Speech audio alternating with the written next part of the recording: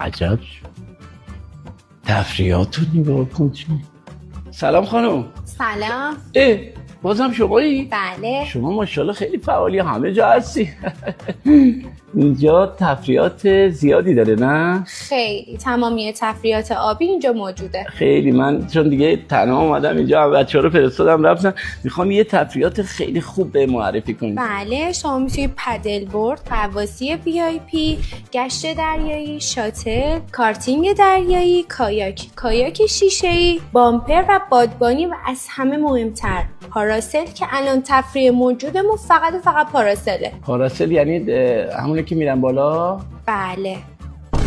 یعنی چجوری با قایق میرن بالا؟ ترس از ارتفاع داری؟ من نه، کی گفته ترس دارم؟ اصلا من ترس ندارم، من به خاطر اون نمیگم. میگم که تنها یعنی بعد میریم بالا؟ آره تنها، ولی میترسی؟ نه خیر، من اصلا ترس ندارم، گفتم ترس اصلا یه دونه بلیط بدید از همینه که میگی میره بالا. مطمئنی؟ بله میکردی. خیلی خوب. چرا میره بالا؟ زیاد. میترسی؟ نه خیر، یه دونه از همین بلیط نباشین، امنیتش کامله، اوکیه. مطمئنی؟ بله مطمئنم، نگران نباشین. باشه بپیچید ببرم. اوکی. بچه حاجت خالی به من میگه میترسی؟ آخه من از چی بترسم؟ من اینجا ترس نداره، توشه هر جا میرم هست. دختره رو میگم، همونی که تو خاتم گشت بود، همه جا هست. بلیط فروشی رفتیم اونجا هست، نمیدونم تفریحات سالم رفتیم اونجا هست، هتل رفتیم میگیریم اونجا هست، تهران بودیم هست. یعنی چی آخه همه جا هستیم؟ اینجا اومدم میگم یه تفریح میخوام، میگه میترسی بری بالا؟ آره میترسم.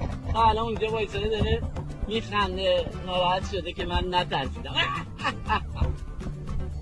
لا فکر میکنم اینجا تنهایی بالاها آدم میترسه.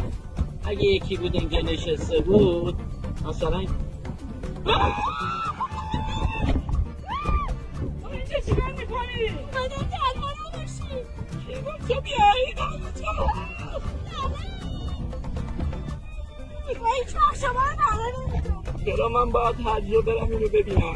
خب برای چی اومدی؟ تنها کی اومدی؟ از کدوم بالا سوار شدی؟ شما حواستون نبود. ما داریم میایم پایین که میخوام تو آب رهاتون کنم، ولی مطمئن باشین زیر آب همچنان کنارتونم.